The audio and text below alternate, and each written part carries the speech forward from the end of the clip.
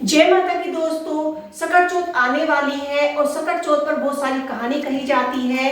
और सकट चौथ के दिन हम हाथ में पहले तिल ले लेंगे और आइए शुरू करते हैं। एक साहूकार और साहूकारनी की कहानी। और एक साहूकारनी थे, वह धर्म पुण्य को नहीं मानते थे, इसके कारण उनके कोई बच्चा नहीं था।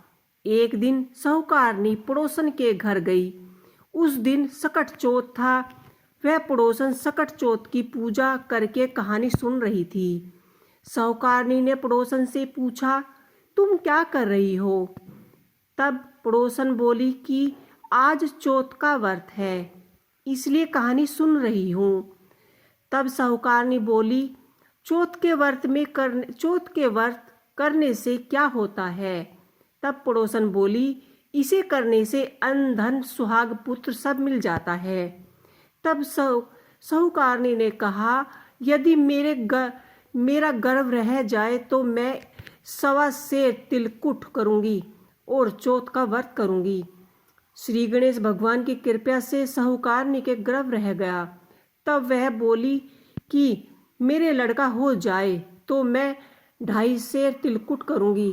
कुछ दिनों बाद उसको लड़का हो गया तो वह बोली कि हे चौथ भगवान, मेरे बेटा का विवाह हो जाए तो मैं 5.25 सेर का तिलकुट करूंगी। कुछ वर्ष बाद उसके बेटे का विवाह तय हो गया और उसका बेटा विवाह करने चला गया, लेकिन उस साहूकारनी ने तिलकुट नहीं किया।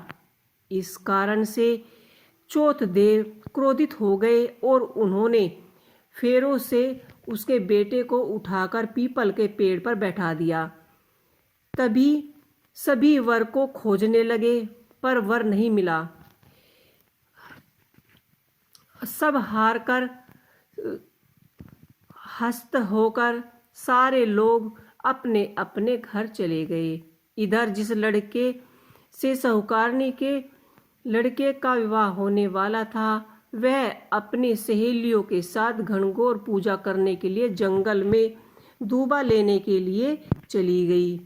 तभी रास्ते में पीपल के पेड़ से आवाज आई और मेरी अर्धवाही यह बात सुनकर जब लड़की घर आई, उसके बाद वह धीरे धीरे सूख कर काटा होने लगी।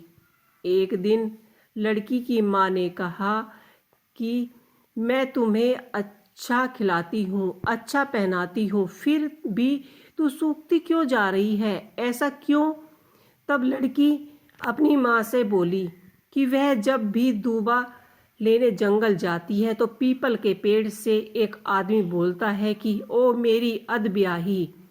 उसने मेहंदी लगा रखी थी और सेहरा बांध रखा है। तब उसकी माँ ने पीपल के पेड़ के पास जाकर देखा, यह तो उसका जमाई ही है। तब उसकी माँ ने जमाई से कहा, यहाँ क्यों बैठे हैं?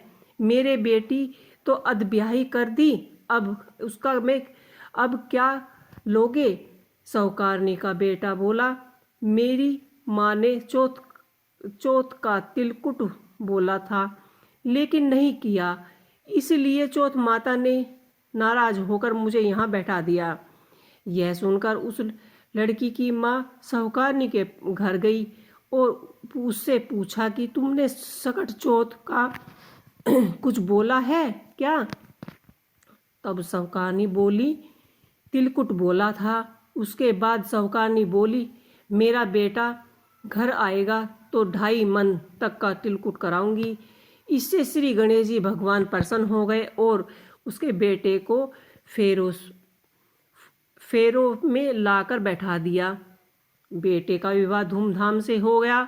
जब साहूकारनी के बेटा एवं बहू घर आ गए, तब साहूकारनी ने 2.5 मन तिलकुट किया और बोली है कि हे चौथ देव, आपके आशीर्वाद से मेरा बेटा बहू घर आ गए हैं, जिससे मैं हमेशा तिलकुट करके व्रत करूंगी। इसके बाद सारा नगर वासियों ने तिलकुट के साथ सकट व्रत प्रारंभ कर दिया। हे सकट चौथ, जिस प्रकार साहूकारनी को बेटे बहू सब मिलवाए, वैसे ही हम सबको मिलवाना। इस कथा को सुनने वालों का भी भला और कहने वालों का भी भला। बोलो सकट चौथ माता की जय, बोलो जय श्री गणेश। तो दोस्तों, आपको मेरी ये सकट चौथ की कहानी कैसी लगी, एक साहूकार और साहूकारनी की कहानी कैसी लगी, मुझे कमेंट बॉक्स में लिख के अवश्य ही बताइएगा। और इसी के साथ जय श्री गणेश।